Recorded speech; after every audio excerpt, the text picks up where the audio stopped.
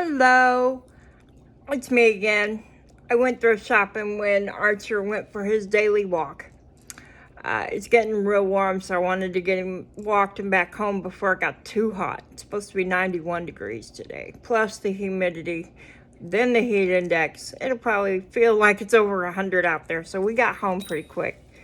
I got some bells got some bells for some wreaths. Now you can, if your bells are looking kind of beat up like this here, you can take spray paint and paint them. Metallic antique copper, any gold would look, silver would look pretty. You could paint these neon pink if you wanted, if you really want to. And if your thread, like these are supposed to be connected, but they're old, so the thread is pretty thin and old. You can see here where this one is already snapped.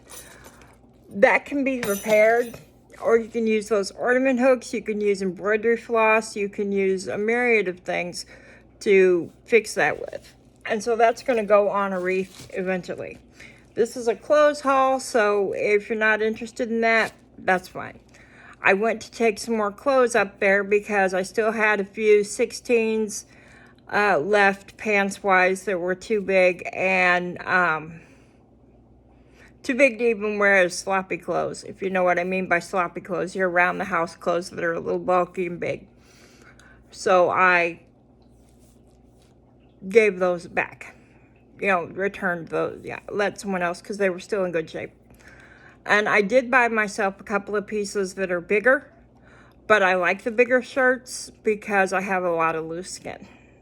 So I'm a little self-conscious. So the smallest shirt I really wear for me is extra large. And I'll wear up to 2 or 3X, especially around the house. Those are what I call my sloppy clothes. Around the house, kicking around, nobody really cares. I wanted to show you something. I didn't show you this the other day because I didn't have one started. And I'm not going to do one on film because it takes a long time for me to do this. But this is that bigger wreath form from the Dollar Tree. This is the biggest round size they have. And what I did was I bought some jute and some super glue. All 3 things you can get at the Dollar Tree if you're low on money.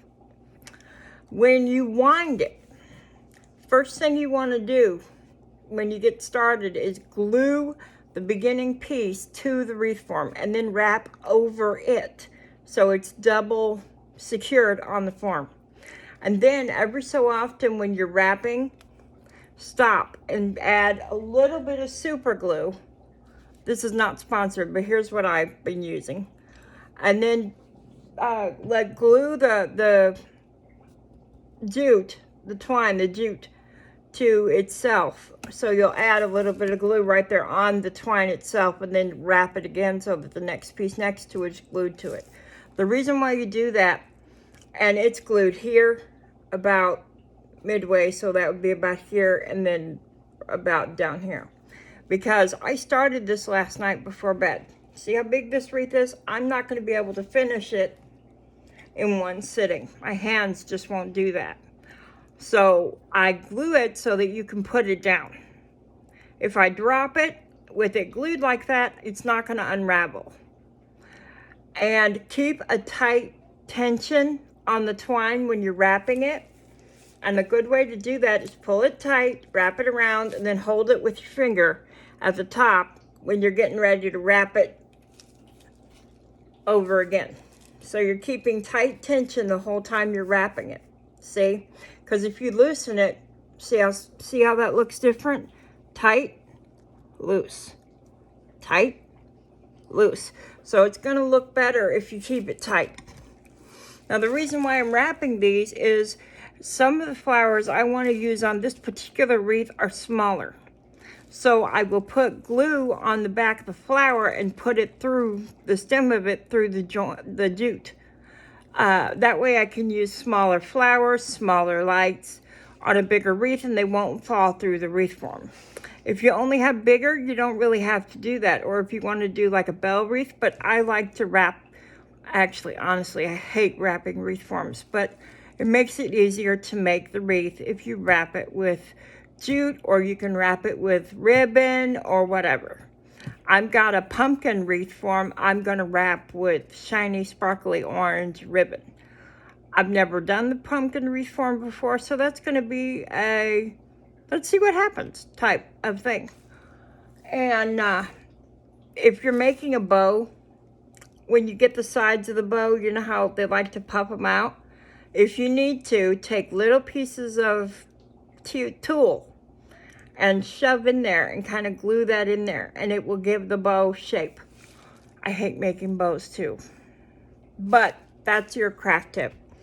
If you had bariatric surgery, or even if you didn't and you're wanting to lose weight and your weight stalls, I found that if I increase my water and up my protein, now I had bariatric surgery, so this may or may not work for you.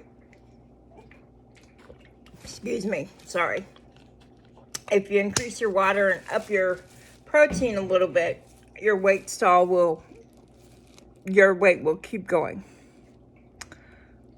So that's that. This is a clothes haul, so if you're not into that, that's cool.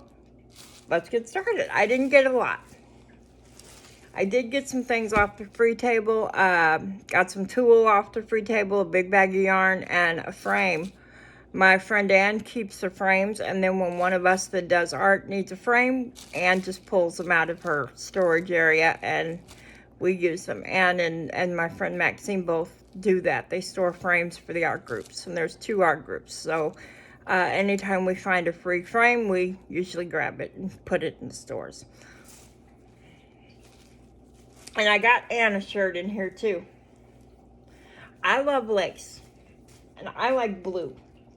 I thought this was pretty. What do you think? Is it my color?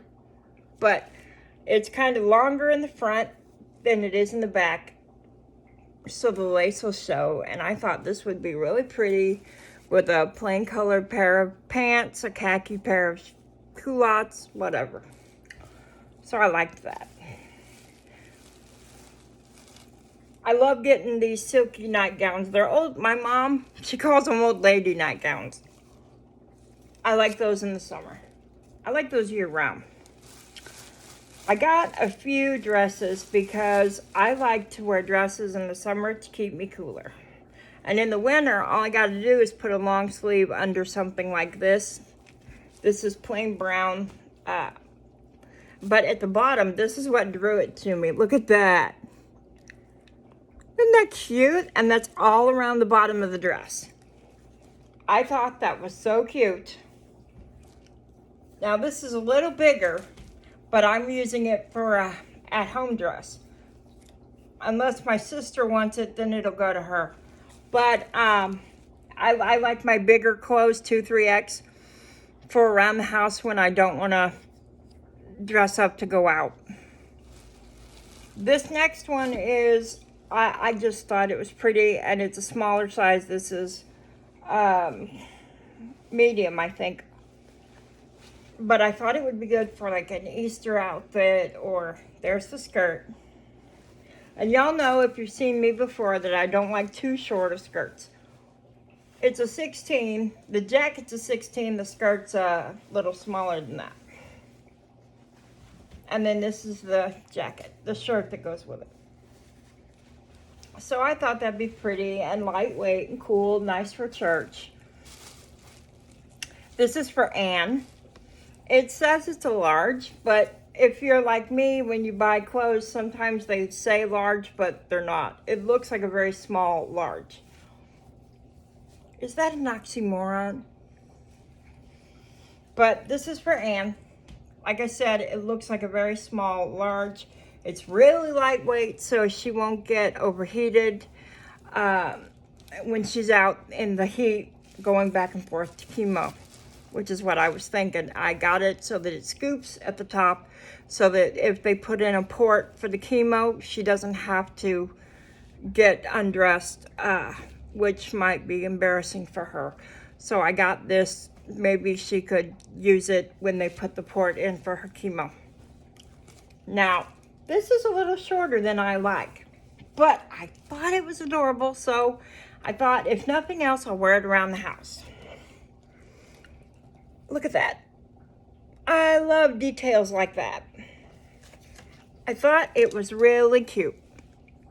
What do you think? Would it work with this shirt? It's a little bit, this is a 14. Yeah, this is a 14. It's a little bit of a big 14, but it's a 14. Bra. This was longer, which I love the black and the white. I've got a pair of white dress shoes. I love this. I've got a white top that'll go with it. I thought that was really pretty. It's longer, which makes me feel more comfortable. And again, it's 14. Some of these 14s look pretty big to me. I thought this would go with the previous skirt you just saw. And plus, I like shiny. Isn't that pretty? See, people, you don't got to spend, and this is a 1X, you don't got to spend a ton of money on your clothes. There is no shame at getting clothes at a thrift store. You know, I mean, some of these clothes that I pick up, they've got the brand, like the one shirt I just showed you, they have a rack that's all brand new stuff, and 90% of what I'm showing you came off the brand new rack. I mean, the tags are still on them for their original price. I picked up an outfit, pants and shirt for wintertime. I thought it was really pretty. It was like a golden brown. And I got it home and got it off the brand new rack. And I looked at it and it was a $50 outfit. I paid $2. Brand new, tag still on it. So why not save a little money, especially in today's economy, with everybody. Now, this one is not for me unless my sister doesn't want it. I did pick up a few pieces, this piece with her in mind. She is still a little bit bigger. She's at 16, 18 at the moment, which is great, you know. So some of my clothes that were still good, she could take, but she likes to, you know, she loves a blue color, and this is kind of blue-green, and it's a longer sleeve, so she could wear it in the fall, but it's not really heavy. But I thought she would really like that. So that's for Sis. And that's pretty much all I got. I went up there initially so that I could, I always keep 2 types of drinks with me. This is unsweetened tea. I always have 2 things to drink with me. Even when I was a kid, I would drink my meals. I would drink a ton of liquids before dinner and then not eat very much as a kid. And my mom was raised, as was my stepfather, you clear your plate, you know. And so I would sit there sometimes. I remember one story. Mom, this was before we married my stepfather. And Mom would made fried potatoes. That's all she really had to make for dinner that night. She was supposed to get paid the next day and we were going grocery shopping. But she made one mistake. She put ketchup on mine. I hate ketchup. I've always hated ketchup. I can't stand the stuff. I love tomatoes. I hate ketchup. I love chocolate. I hate chocolate ice cream. I hate chocolate milk. Go figure, I'm just weird. Well, she said, well, you're not getting up from the table unless you eat something. Because obviously we didn't have hardly anything in the house at that point, and I had to eat something. As an adult, I see her thinking. I understand it. As a little child of like 5 or 6 years old, somewhere around in there, no more than 8, I've always been incredibly stubborn. It's one of my better traits, but it was one of my more difficult traits for my mother, I think. And it's a good thing she was stubborn too. She asked me what was wrong. I said, you put ketchup on it. I don't like ketchup. You know I don't like ketchup. And she did that for my sister and wasn't thinking, and she and my sister both like ketchup, so she put some on mine. And she goes, all right, either you sit there and eat it, or you pick off the ones that have ketchup on it, put them on a saucer for me or Christy, and then you eat yours. But you're not getting up on table until you eat. Now, as an adult, that's a good compromise. Pick off the parts that have ketchup and eat the rest. As a child, I didn't see that I saw it as contaminated by the ketchup. I sat there at that table for 2.5 hours. No kidding. And my mom was stubborn enough to make me sit there. While I was sitting there, she made me do my homework. And she'd come back every once in a while. You know, that would go a lot easier if you just picked off the ketchup parts and ate your dinner. Then you could get up and go play. But stubborn me was like, no! It's got ketchup, I don't want it. Yeah, I've always been an incredibly stubborn child. I don't even know why I started to tell you that. But, oh, yeah, even then I would drink tons of liquids and eat very little.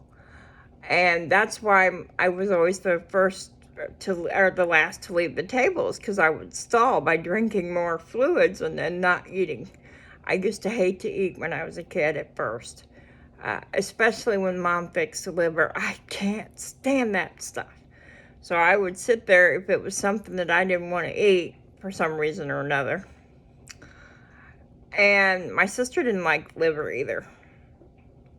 So we got together one night. Mom and George, my stepfather, were at their different jobs. George at this time was, I think, a security guard. And Mom had bought some liver and it needed to be cooked up. We don't like liver, neither one of us. So my sister says, I know. We won't get in trouble if I cook it. I just won't cook it right. And so instead of cooking it as per my mother's instructions, she put it in the skillet without anything in the skillet. No oil or, nothing, butter or nothing to cook it in on purpose. And when she got done cooking it, it was hard and parts of it was rubbery. It was totally inedible. We thought we were smart, We outwitted Mom and George on this one. We're not going to have to eat liver. Yeah. No. Didn't work. She cut off the parts that were inedible, put it on the plate, and said, fine, if you want to mess around with food, instead of respecting the fact your stepfather and I work hard for that food, George and I work hard for the food to put in front of you, you're going to sit here and eat it. I think my sister gave in after an hour. And I started feeding mine to the dog under the table and got caught. So I was told either I ate it or I didn't get anything to eat till the next meal, which would have been breakfast. So I went to bed hungry on my own volition because I didn't want to eat it. Mom says that's part of how she knew I would be all right when I was a baby. She said she knew then that raising me was going to be an adventure, because if I was stubborn enough not to die when I was born, in the circumstances I was born in, there's a video in the playlist or on my channel, then she knew I was going to be a stubborn child all my life. But she taught me to use that to my benefit. And I have, I think. Like I said before, Mom's wise. But don't let your kids get away with what I tried to get away with. Yeah, it don't work. Kids, don't try it. I'm telling you from experience, it isn't going to work. But, I found myself when I was helping my best friend to raise her nieces and nephews, I found myself saying and doing things, and then I would stop and go, oh my God, I've turned into my mother. That's not a bad thing. But that's my small haul. It's a beautiful sunny day outside, so I'm going to hide in the house. Most people love sunny days. I don't. They're too bright. Causes my trouble with my eyes. So I'm going to hide. I'm going to hopefully finish wrapping this wreath form. And I've got mini lights, the rice lights, the smallest lights that I've got a pack for that, and they flash or they go steady. So they're going to be, I've only got one more pack of those, and they're going on this one. And I think I'm going to try to make a Thanksgiving, fall, autumn wreath out of this one. I needed some more decorations for my wreaths and didn't find them. But if you're looking for that stuff, go to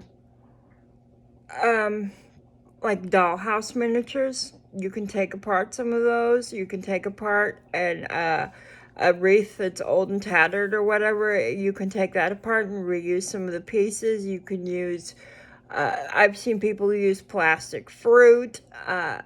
There's a myriad of other things you can buy. You can even take, if you're doing a Halloween wreath, do you remember those fake rings they make for the little kids that are like spiders and stuff, and it's just a plastic ring? What you do is you take those and you cut the ring part off the underside of the spider. And then you use those on your Halloween wreaths. I don't have any, or I would show you, but you glue those with your hot glue on. Now, if you're having trouble getting a plastic item to glue to your wreath, even with the hot glue, here's a tip. Put this on and then the hot glue. And then it might stick a little better. It does for me. But sometimes I'll use both. Because the hot glue will glue quicker, but the super glue will give you a better bond, especially if it's a plastic item. Because sometimes you can melt something with the hot glue. And if you're using straight super glue, don't move it. It's going to take a longer time to dry. So leave it sitting on a flat surface and don't move it. If you have a room that you can craft in, that you can shut the door so the dog, the cat, the kids, whatever doesn't get. I had a cockatiel walk through super glue one time. That was not fun. We had to run to the vets because he had super glue all over his talons and some of his tail feathers. And so we had to make a run to the vet. Yeah, that was not fun. So shut your doors.